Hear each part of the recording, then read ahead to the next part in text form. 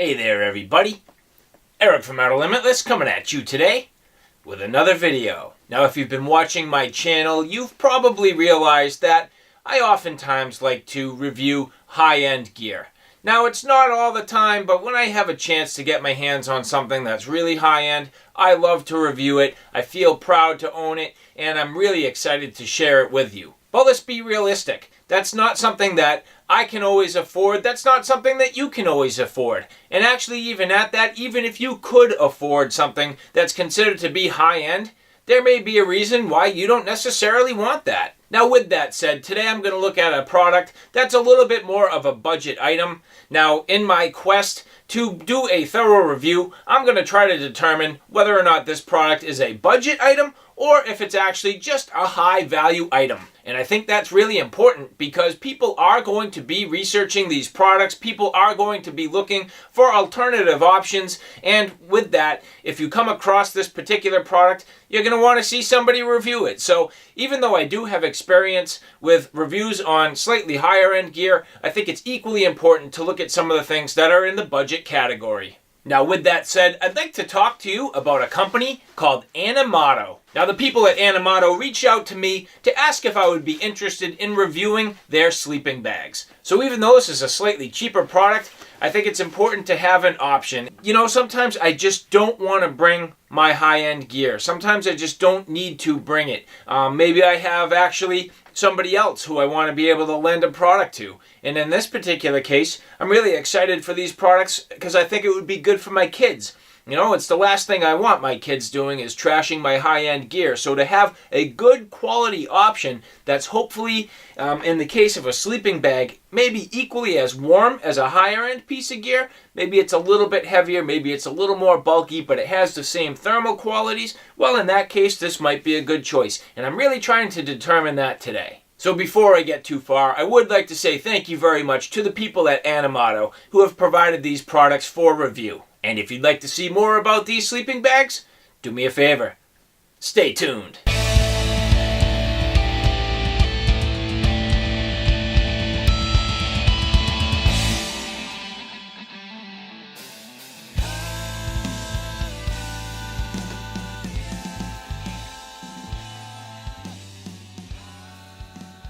So what's the difference between budget-friendly and high value?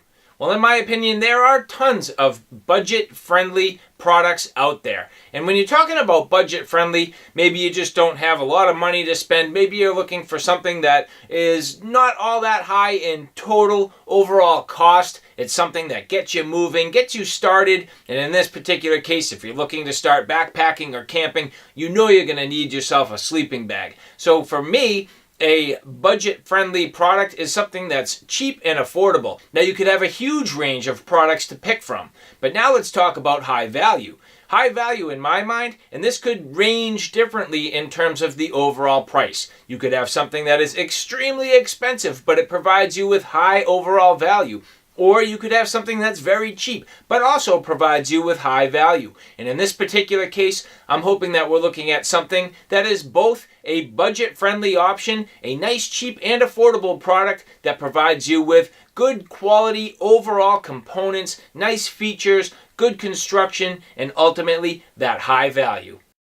So I've talked to the people at Animato about their overall business, and this company was founded by a mother and son team. So basically the mother was a fashion designer and the son has actually been at the manufacturing plants overseeing the general manufacturing and construction of these bags for a little bit of quality control. So kind of interesting little family project here. And right now they only do offer 2 different models of sleeping bag in both right hand and left hand zipper. So I do have a right hand and a left hand product here to show you. Now these sleeping bags are a mummy style and they are both identical, but the key with the right hand and left hand zipper being the 2 of these sleeping bags can zip together to create a larger system. So I do have both of them here so I can show those to you, and I think that is one feature that could add good value to this overall product.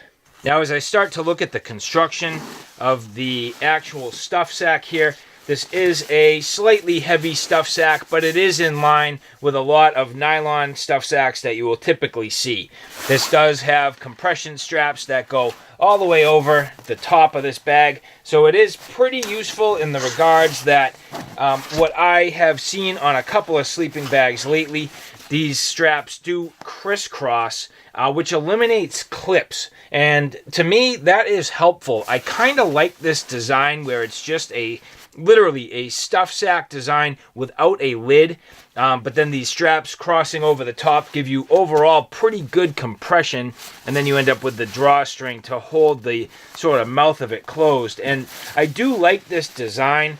I think it's very effective. It simplifies things just a little bit, and one of the things that I hate about the lid style compression sacks is that over time, when you take the lid off and you remove your product, maybe you take that stuff sack and you throw it in your bag or something like that while you're out camping, well, when you go to take it back out and put the product back in it, sometimes it's all twisted up and just a little bit of a pain in the neck. So this simplified design I do very much like. But now that I'm opening this up, you will see that the actual color of the sleeping bag that has been provided is a beautiful olive drab color. I very much like this. That was my very first impression of this, was I really like the color.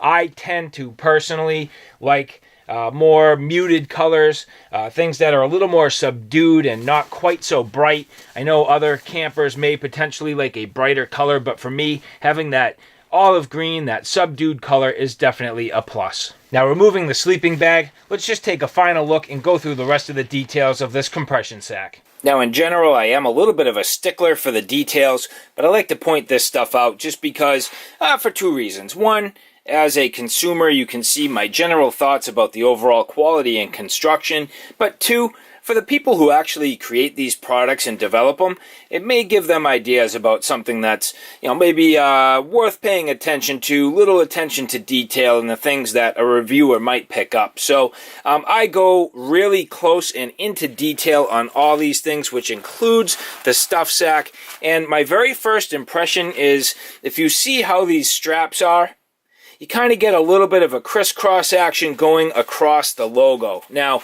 again, I have removed the straps, and you could say, well, it's just because of how the straps fell. Well, let's take a minute here. So this is from the right-hand zipper sleeping bag. I've already removed it, and here I have the one still factory packaged. I have not removed this yet, and this is how it came to me. And this is the left-hand model. And as we roll around and around, where is the logo? Well, lo and behold, it is covered up by the strap. So my first real comment is, I think the logo should be moved. The reason being, these people should be proud of their product, and I believe they realistically probably are. And so, let's show off a little bit. Now, to be fair, I have slammed companies in the past for having big, blown out, overdone logos and really showcasing too much, but unfortunately in this case it's kind of the opposite. I think they have a reasonably small logo. It's not overly overbearing, and it's a nice feature where it is the same color as sort of the tags they have on here, and then ultimately some colors that you see on the product itself. So you get a little bit of brand awareness starting to build here, and I think in this particular case they missed it by a little bit just by having that thing kind of covered up. Now, first impressions are a lasting one, and in this case I'm getting close to the details on some of the stitching on the stuff sack. Now, this is not, don't get me wrong, not a major problem, but just looking here, seeing some overall stitching wandering. Now, it is catching all the fabric, but as you go along this product, you do see overall that the stitching is tending to wander just a little bit, and then here, as you look, you'll see that lower stitch really tight to the edge of the fabric, and then wandering up into almost the, I'm not going to say the middle of this panel by any means, but you can certainly see it opening up and then back down and tight again. So nothing major, but that sort of mentality of first impressions are a lasting impression, and just tightening up a little bit of the quality on the stitching on this stuff sack would definitely help. Now, if I'm going to point out the bad, I'm also going to point out the good, and you'll see here that there are these sort of pockets that are created. It's really just a loop that the overall compression strap is fed through in order to keep it in place, not get this thing all twisted up. It keeps these straps at bay and nicely located where they're supposed to be. So there is some quality detail here, and I think that is definitely good attention to detail. Reasonably nice spring on the keepers, and I've noticed that they do a nice job holding the bag shut, so they're not like sliding open, and you know, sometimes keepers will slide open and allow something that's in a stuff sack to kind of open back up. It is doing its job quite well. These buckles on the bottom are reasonable. They're not Duraflex, but you know what? They don't have to be. I mean, they're good quality overall buckles, so these straps here are certainly doing their job. And then a little bit of detail on the bottom where you see a couple of the colors that are used inside the actual sleeping bag itself. And then this one, as I mentioned, is the right-hand zipper. So sort of comparing this to the sleeping bag, you'll see that you know, certainly this tag here is the same as the outer color, and then this tag here is the same as the inner color. And it's just a little thing. I mean, you know, very minor, but you could see in the future this would actually be helpful for both the company and the consumer if they get further and further into their products and develop different colors and different availability. You could see that that would be a nice indicator of what product is inside the stuff sack.